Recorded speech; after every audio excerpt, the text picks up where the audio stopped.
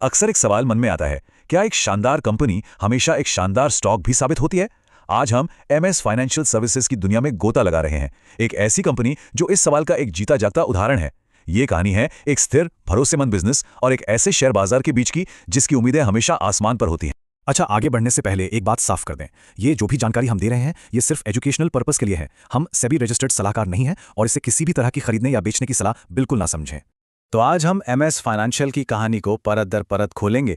सबसे पहले समझेंगे कि इनका बिजनेस मॉडल क्या है, फिर देखेंगे कि हाल फिलहाल में इनका परफॉर्मेंस कैसा रहा है, मैनेजमेंट का आगे के लिए क्या विजन है, और आखिर में उस दुविधा की बात करेंगे जिसका सामना हर निवेशक करता है। ठीक है, तो चलिए शुरू करते हैं। सबसे पहले ये समझना बहुत जरूरी है कि एमएस फाइनेंशियल असल में करती क्या है और बाजार में इसकी जगह क्या है।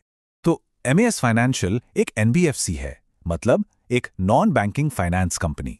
ये लोग भारतीय अर्थव्यवस्था के एक बहुत जरूरी लेकिन अक्सर नजरअंदाज किए जाने वाले हिस्से पर फोकस करते हैं, कम आय वाले लोग और छोटे मोटे बिजनेस।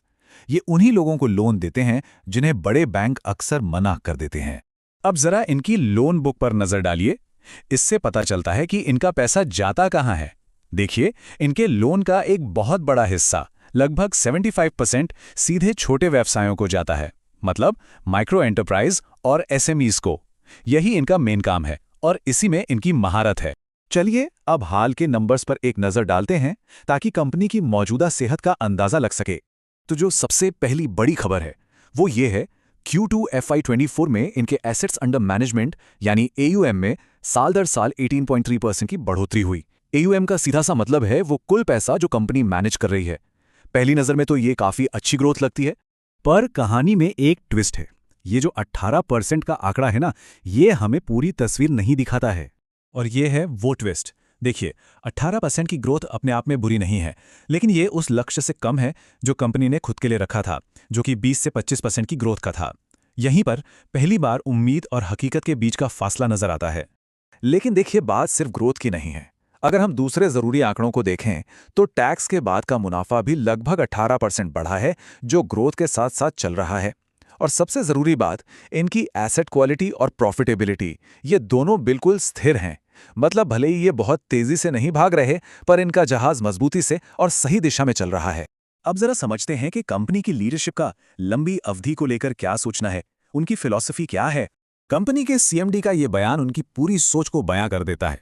वो साफ साफ कह रहे हैं कि हम छोटी मोटी तेजी या मंदी से परेशान नहीं होते। हमारा लक्ष्य क्वार्टर टू क्वार्टर का नहीं, बल्कि पीढ़ियों का बिजनेस खड़ा करने का है। और ये सिर्फ कहने की बातें नहीं हैं, इनका ट्रैक रिकॉर्ड भी यही कहता है।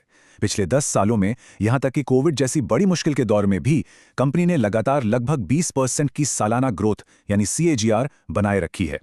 ये उनकी कंसिस्टेंट परफॉर्मेंस का एक मजबूत सबूत है। चलिए अब आते हैं इस पूरी कहानी के सबसे अहम मोड़ पर, एक मजबूत बिजनेस होने और एक हाई परफॉर्मिंग स्टॉक होने के बीच का फर्क। और यहीं पर विश्लेषक का नजरिया सामने आता है। उनका कहना है कि देखिए, शेयर बाजार में स्थिरता से हमेशा रिवॉर्ड नहीं मिलता। बाजार को चाहिए तूफानी ग्रोथ। इस नजरिए से देखें तो सिर्फ एक अच्छी कंपनी होना काफी नहीं है, बाजार चाहता है कि आप एक रॉकेट शिप बने। ये स्लाइड पूरी की पूरी दुविधा को एक जगह दिखाती है। एक तरफ कंपनी मुनाफे में है और अपने कॉम्पिटिटर्स के मुकाबले अंडरवैल्यूड भी लगती है, लेकिन दूसरी तरफ इसकी ग्रोथ थोड़ी धीमी है और ये कर्ज पर भी काफी निर्भर है। ये चार्ट विश्लेषक की बात को और भी साफ कर देता है। एमएबीएस फाइनेंशियल्स की लगभग 19% की ग्रोथ अच्छी है, लेकिन जब आप इसकी तुलना बजाज फाइनेंस और चोलामंडलम जैसे बड़े प्लेयर्स से करते हैं जो 22% से भी ज्यादा की रफ्तार से बढ़ रहे हैं, तो ये पीछे रह जाती है। तो वो टर्निंग पॉइंट क्या था? वो तब आया जब मैनेजमेंट ने खुद अपनी ग्रोथ की उम्मीद को 25% से घटाकर 20% के आसपास कर दिया। देखिए, बाजार पूरी तरह से उम्मीदों पर चलता है। जैसे ही ये गाइडेंस नीचे आया, बाजार ने स्टॉक का वैल्यूएशन मल्टीपल कम कर दिया। आसान भाषा में कहें तो निवेशकों ने कहा कि अब हम इसके हर एक रुपए के मुनाफे के लिए पहले जितना पैसा देने को तैयार नहीं है। इसी को डी रेटिंग कहते हैं। तो चलिए, अब तक जो भी हमने डिस्कस किया उसके सबसे जरूरी पॉइंट्स को एक साथ समेटते हैं। तो मास फाइनेंशियल की कहानी इन 4 स्टेप्स में समझी जा सकती है। एक मजबूत कंपनी जिसकी ग्रोथ की रफ्तार थोड़ी धीमी हुई, जिससे वो अपने तेज दौड़ने वाले कॉम्पिटिटर्स से पिछड़ गई और बाजार ने उसे कम वैल्यूएशन देकर इसकी सजा दी। ये एक क्लासिक केस है जहां बिजनेस की सेहत और स्टॉक के परफॉर्मेंस में एक बड़ा अंतर आ जाता है। तो आखिर में हम आपको कछुए और खरगोश की इस फाइनेंशियल कहानी के साथ छोड़ जाते हैं। क्या धीमी और स्थिर चाल सच में रेस जिताती है, खासकर उस बाजार में जो सिर्फ तेज दौड़ने वालों पर ही दांव लगा रहा हो? ये सवाल सोचने वाला है। अगर ये एनालिसिस पसंद आया तो इसे लाइक करें, हमारे चैनल को सब्सक्राइब करें, और अगर किसी स्टॉक के बारे में कोई सवाल है तो नीचे कमेंट्स में जरूर पूछें, हम जल्द से जल्द जवाब देंगे।